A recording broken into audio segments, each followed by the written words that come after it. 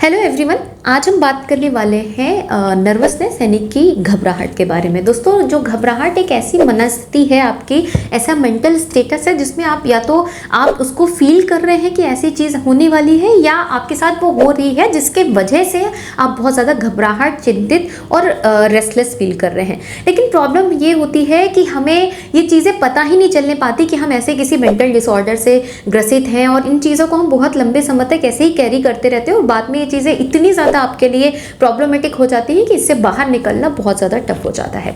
आज मैं आपको बताऊंगी कुछ ऐसे साइन एंड सिम्टम्स जो अगर आप अपने अंदर आए दिन महसूस कर रहे हैं तो आपको इसके लिए लेकर अलर्ट होने की आवश्यकता है। इसके अलावा होम्योपैथी की कुछ बहुत ही अच्छी दवाएं जो आपको घबराहट, बेचैनी, नर्वसनेस, इन सारी परेशानियों पर बहुत ही अच्छा रिजल्ट देंगी। तो मैं डॉक्टर प्रांजलि आपका बहुत बहुत स्वागत करती हूँ। चलिए फटाफट से वीडियो को शुरू कर लेते हैं।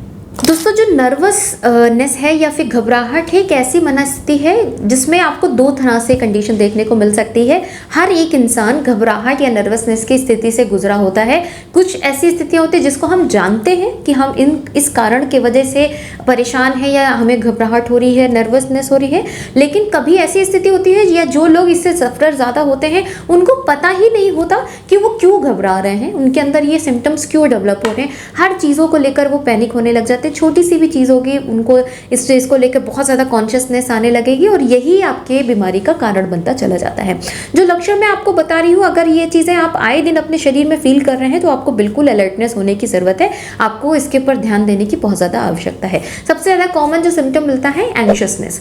एक आपको अनईजीनेस हमेशा बनी रहे, एक डर सा आपके अंदर बैठा रहे कि अरे कहीं ये ना हो जाए, कहीं ना हो जाए। छोटी छोटी चीज़ पे आप जैसे ऑफिस जा रहे हैं कि आपको कुछ, ऑफिस जा रहे हैं तो कहीं हो ना जाए, आपका बच्चा स्कूल गया है तो उसको बच्चे को कहीं कुछ हो ना जाए, वाइफ को कुछ हो ना जाए। ये दिमाग कंटिन्यूसली आपके दिमाग में ये चीज़ें चलती रहती हो।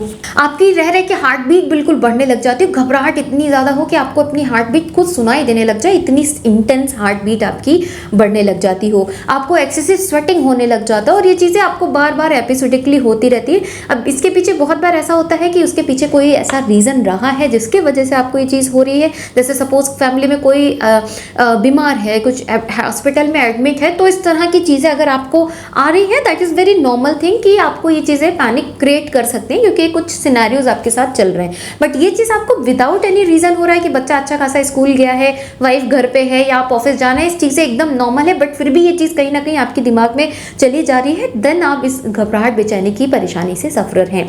आपको हार्ट बीट बढ़ रही है, आपको बहुत ज़्यादा स्वेटिंग आ रही है, आपको लग रहा है एकदम आपको ही कुछ ना हो जाए, आपको दिल पे बहुत ज़्यादा प्रेशर सा महसूस होने लग रहा है, आपको बहुत ज़्यादा रेस्टलेसनेस हो रही है, आप एकदम इधर उधर वॉक कर रहे हैं, आपको ऑफिस में भी कंसंट्रेशन नहीं हो रहा है, आप जिस चीज़ पे काम करने की कोशिश कर रहे हैं उस पर काम नहीं कर पा रहे हैं, चीज़ें बहुत ज़्यादा भूल रहे हैं, आपको बहुत ज़्यादा बेचैनी सी हो रही है। इसके साथ साथ आपकी नींद बहुत ज़्यादा इम्पेयर्ड होती है। आप जब सोने जाते हैं दिमाग में यही चीज़ें चलती रहती है कि अरे मुझे कुछ हो गया तो क्या होगा, घर वालों का क्या होगा, घर में अगर इस फैमिली मेम्बर को ऐसा हो गया तो क्या होगा, अगर मैं नहीं रहा तो क्या होगा। ये नेगेटिव थॉट अगर आपके दिमाग में कंटिन्यूएशन में चलते रहते हैं, then you need to take point on it. आपको उस चीज़ को लेकर अलर्ट होने की ज़रूरत है और उसके लिए आपको मेडिसिन लेने की आवश्यकता है। इसके साथ साथ आपको बॉडी में बहुत ज़्यादा स्टिफनेस, अकड़न सी लगती हो, कभी आपको नेक में पेन लगता हो, अपने जॉज में एक स्टिफनेस लगती हो, आपके पैरों की जो मसल्स हैं, कमर है, इन सब में एक अकड़न सी महसूस होती हो, बहुत ज़्यादा डलनेस लगती हो, आपको कोई काम करने की इच्छा नहीं लगती हो, बहुत लिथार्जी फील करते हो और दिमाग में चीज़ें चले जा रही हूँ, तो ये एक आपको मानसिक विकार की तरफ लेके जा रही सिचुएशन होती है। इसके अलावा दोस्तों, जो आपको लक्षण आ सकते हैं, आप में डाइजेशन की गड़बड़ी हो सकती है, आपको diarrhoea, urine frequency, vomiting sensation, ये सारे लक्षण आ सकते हैं। आपको ट्रिमलिंग मिल सकती है, आपके हाथ बिल्कुल काँप रहे हो, हाथों में पसीना, माथे पे पसीना आ रहा हो, पैर बहुत शेकी हो रहा हो, तो इस तरह के लक्षण आपको देखने को मिल सकते हैं। अगर ऐसे लक्षण आपको कभी कभार आ रहे हैं या किसी सर्कमस्टेंसेस में आ रहे हैं, देन आप इसको लेकर बिल्कुल भी परेशान ना हो, ये एक नॉर्मल स्थिति होती है। लेकिन अगर यही लक्षण आपको आए दिन छोटी छोटी चीज़ों पे होते जा रहे हैं तो आपको ज़रूर इसको लेकर कॉन्शियस होने की आवश्यकता है।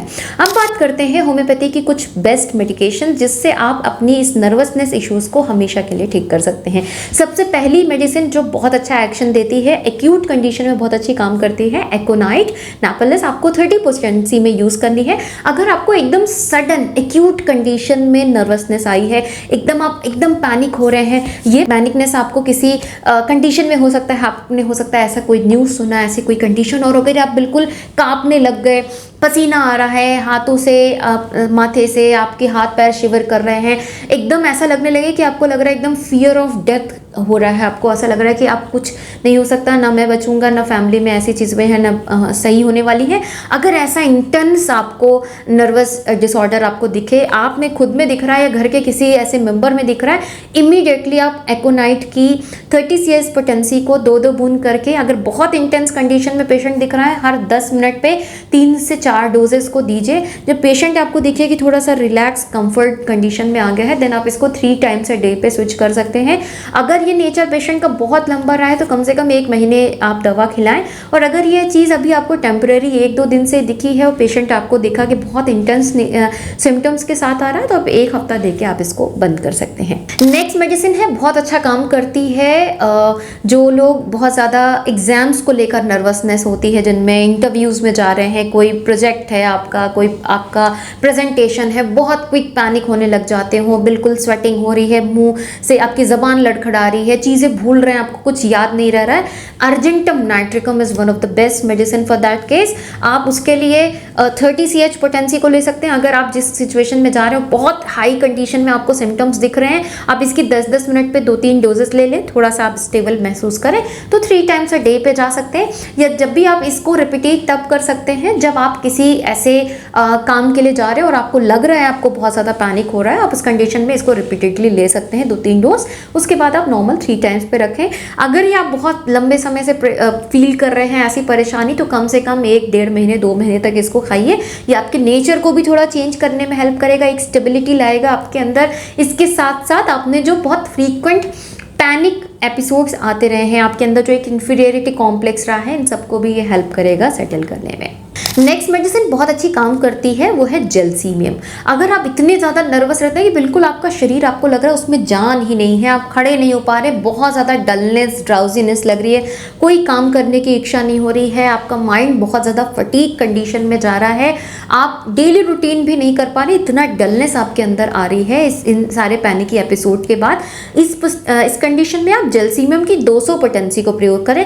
4 बूंद सुबह लीजिए, 4 बूंद शाम में लीजिए। ये आपके डलनेस, ड्राउजीनेस को कम करेगा, जो घबराहट, बेचैनी बन रही थी उसको भी कम करेगा, और इन एपिसोड्स के आने की भी कंडीशंस को काफ़ी ज़्यादा कम करेगा आपके शरीर में। नेक्स्ट मेडिसिन बहुत अच्छी काम करती है सप्रेस्ड एंगर, सप्रेस्ड ग्रीफ इन कंडीशन में, इग्नेशिया बहुत ही अच्छी दवा है। अगर आप ऐसे कंडीशन में रहे हैं कि आप ऐसे इन्वायरमेंट में रहते हैं जहां आपकी बातों को बहुत ज़्यादा तवज्जो नहीं दी जाती, आपको लगता है कि आपकी बातें लोग समझ नहीं रहे हैं, आपके जो इमोशंस हैं उनको बहुत ज़्यादा लोग सप्रेस करके रखते हैं, और इससे आपको हर छोटी छोटी चीज़ पे आप बहुत जल्दी पैनिक होने लग जाते हैं, घबराहट होती है, गुस्सा आता है लेकिन आप उसको एक्सप्रेस नहीं कर पा रहे हैं, और ये चीज़ें फिर आपको घबराहट, बेचैनी, पसीना आना, हाथ पैर में ट्रिम्बलिंग, इन सारे कंडीशंस में देख के मिलता है। स्पेशली सप्रेस्ड इमोशन वाले लोग अगर हैं तो वो इग्नेशिया का प्रयोग कर सकते हैं। 200 पोटेंसी में प्रयोग करें, 200 CH को लेना है, 4 ड्रॉप्स मॉर्निंग में, 4 ड्रॉप्स इवनिंग में। आप डायरेक्ट ज़बान पे या 1 चम्मच पानी में डाल के ले सकते हैं, बहुत अच्छा काम करती है। ये चीज़ें यूजुअली क्रॉनिक सप्रेस्ड लोगों में बहुत अच्छे से देखने को मिलती है कि लगातार चीज़ें आपके अंदर डाली जा रही है और वो एकदम भर गई हैं, और एक बार वो फटती हैं तो फिर आपका एंगर और आपका इमोशन बाहर निकलता है। तो इस तरह के लोग अगर आप हैं या आपने देखा घर में कोई ऐसा मेंबर है, आप उसको ये दवा दे सकते हैं, उनको काफ़ी ज़्यादा हेल्प मिलेगी इन चीज़ों को कवर अप करने में। नेक्स्ट मेडिसिन है लाइकोपोडियम, बहुत अच्छी काम करती है मेल्स के ऊपर। अगर आपके अंदर बहुत ज़्यादा इन्फीरियरिटी कॉम्प्लेक्स है, ऑफिस में आप जाते हैं, आप चीज़ें लोगों से जल्दी डिस्कस नहीं कर पाते, आपको बहुत ज़्यादा, आप थोड़े से इंट्रोवर्ट हैं, चीज़ें लोगों से शेयर नहीं करते हैं, अंदर आपको लगता है मैं इससे बात करूँगा वो मेरे बारे में क्या सोचेगा, अंदर ही अंदर उसके दिमाग में ये सारी चीज़ें चलती रहती हैं, और इसके बाद जब वो किसी से इंटरेक्ट करता है तो उसके अंदर बहुत ज़्यादा घबराहट, बेचैनी सी होने लगती है, पैनिक होने लग जाता है, हाथ पैर में कंपन कंपन सी, शिवरिंग सी फील होने लगती है। इसीलिए वो इंसान दूसरों से काफ़ी कटा कटा सा रहता है, उसको पसंद नहीं आता। उसको लगता है अगर मैं किसी से मिंगल हूँगा तो लोगों को मेरी सच्चाई दिखने लगेगी कि मैं बहुत अच्छा नहीं हूँ, मेरे अंदर ये कमियां हैं, लोगों को पता चल जाएगी। तो ये चीज़ें उसके दिमाग में अगर चल रही हैं और इसीलिए वो थोड़ा सा इंट्रोवर्ट है, चीज़ें लोगों से एक्सप्रेसिव नहीं है। और अगर ये चीज़ आप खुद अपने में महसूस कर पा रहे हैं तो आप लाइकोपोडियम लीजिए। 4 ड्रॉप्स आप रोज़ शाम में ले सकते हैं। ये आपके इस नेचर को भी बदलने में हेल्प करेगी, आपके कॉन्फिडेंस को बूस्ट करेगी, साथ ही आपके अंदर जो इस इन्फीरियरिटी की वजह से लक्षण आ रहे हैं उनको कम करने में भी बहुत ज़्यादा हेल्पफुल होगी। तो ये कुछ टॉप 5 मेडिसिन हैं, अपने लक्षणों के बेसिस पे आप इसको प्रयोग करें, ये आपके लिए बहुत ज़्यादा हेल्पफुल रहेगी। और अगर फिर भी आपको ये चीज़ें बहुत ज़्यादा पैनिक कर रही हैं तो एक बार आप डॉक्टर से जाके ज़रूर कंसल्ट करें। हो सकता है इसके साथ कुछ और भी आपको परेशानी हो जिसके वजह से आपको इस तरह के लक्षण आ रहे हैं। फिलहाल आज के लिए इतना ही। अगर आपको वीडियो पसंद आया है दोस्तों तो इसे लाइक ज़रूर करें, शेयर करें ज़्यादा से ज़्यादा लोगों तक। आजकल मेंटल इशू बहुत ज़्यादा होने लगे हैं, लोग मानसिक विकार से इतने लंबे समय से सफ़र रहते हैं, उनको ये समझ में नहीं आता कि वो एक्चुअली किसी बीमारी से सफ़र हैं और इसी वजह से ये चीज़ें काफ़ी ज़्यादा उनके लिए प्रोग्रेसिव और बहुत ज़्यादा स्टबर्न हो जाती है। तो इसलिए आप अपने सिम्टम्स के बेसिस पे इन दवाओं को लें। ये दवाएं बहुत ही सेफ हैं और कोई भी इजीली इसको प्रयोग कर सकता है। मिलती हुई इसी तरह के इन्फॉर्मेटिव वीडियोस के साथ दोस्तों, तब तक के लिए thank you so much. Stay safe and healthy.